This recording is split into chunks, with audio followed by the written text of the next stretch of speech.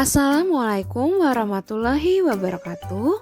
Apa kabarnya anak-anak sekalian? Ibu berharap kalian dalam keadaan sehat walafiat. Jadi pada hari ini kalian akan belajar dengan Bu Mia mengenai tema 4, subtema 2, pembelajaran 4, 5, dan 6. Persiapkan alat tulis kalian ya, dan jangan lupa berdoa terlebih dahulu sebelum kita mulai pelajaran. Baiklah, amatilah gambar berikut.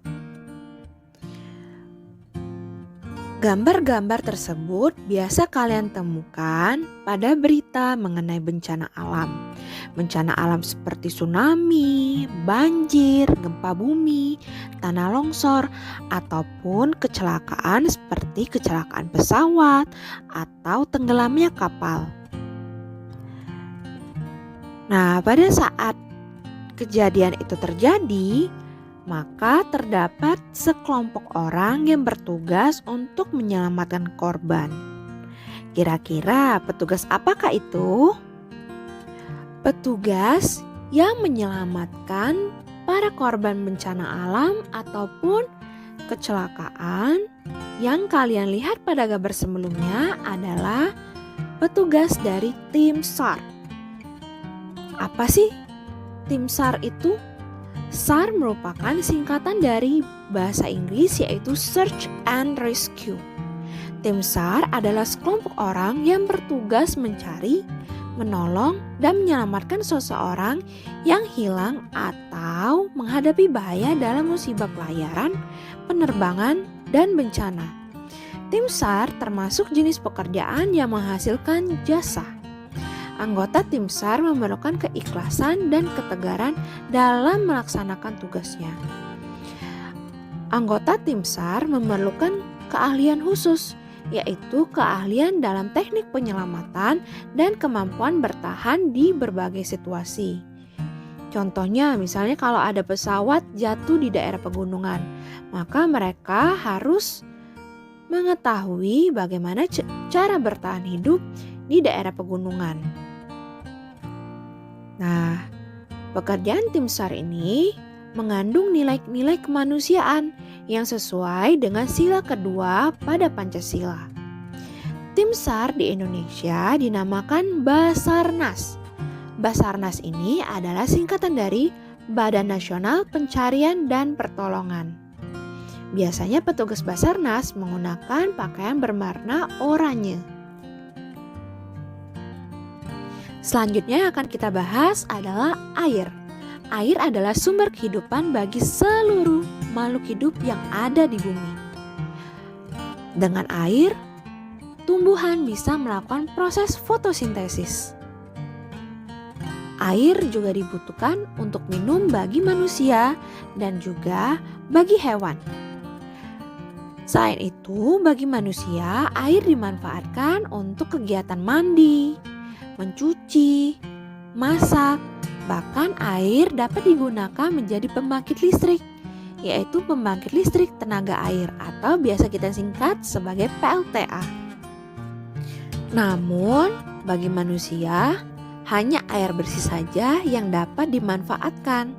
Maka, terdapat perusahaan yang menyediakan air bersih, yaitu PDAM atau Perusahaan Daerah Air Minum.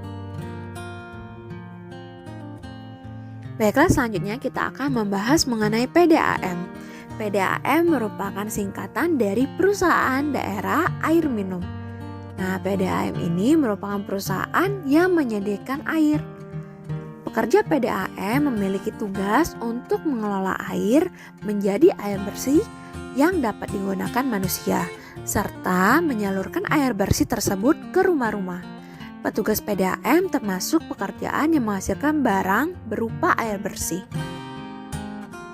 Baiklah, selanjutnya yang kita akan bahas adalah mengenai proses pengelolaan air. Air yang biasa kita konsumsi biasanya berasal dari sungai ataupun danau. Air dari sungai ataupun danau kemudian dialiri ke bangunan penyedap. Setelah air ditampung di bangunan penyedap, air-air tersebut dialiri ke bak penenang. Di bak penenang ini air dipisahkan dari kotoran berupa pasir ataupun kayu-kayuan. Setelah itu, air dialiri dari pipa penguras menuju saringan pasir awal. Pada saringan pasir awal ini, air juga disaring. Nah, kotoran-kotoran tersebut akan tersaring ke bagian bawah karena adanya gaya gravitasi. Air yang sudah mengalami saringan pasir awal kemudian dialiri ke bak penenang kembali. Kemudian dari bak penenang, air tersebut dialiri lagi ke saringan pasir utama yang terdiri dari lapisan kerikil dan lapisan pasir. Nah, kotoran-kotoran tersisa dengan gaya gravitasi akan turun ke bawah. Maka tersaringlah air bersih. Kemudian air bersih ini ditampung untuk dapat dialiri ke rumah-rumah konsumen. Berikut adalah pekerjaan yang memanfaatkan air. Yang pertama ada nelayan, yang kedua itu ada petugas laundry, yang ketiga adalah pemadam kebakaran, yang keempat buruh pabrik tahu, yang kelima petugas pencuci motor, yang keenam itu adalah petugas salon. Selanjutnya akan kita bahas adalah adiwiyata. Ada yang tahu adiwiyata itu apa? Adiwiyata adalah penghargaan yang diberikan kepada sekolah-sekolah yang melaksanakan program pelestarian lingkungan hidup. Nah, adiwiyata ini diberikan oleh Kementerian Lingkungan Hidup. Apa aja sih program pelestarian lingkungan? Program pelestarian lingkungan meliputi dari penghijauan, kedua daur ulang sampah, yang ketiga memasukkan materi lingkungan pada muatan lokal yang diajarkan pada siswa di sekolahnya. Nah, lingkungan sekolah akan bersih jika seluruh warga sekolahnya ikut bekerja sama, karena kebersihan dari sekolah merupakan tanggung jawab dari seluruh warga sekolah. Baiklah, sekian materi pada hari ini. Ibu berharap kalian tetap rajin belajar di rumah dan mengumpulkan tugas dengan tepat waktu. Tidak lupa juga setiap menonton video dibuat ringkasannya, karena sewaktu-waktu ringkasannya nanti Bu Guru suruh kumpul.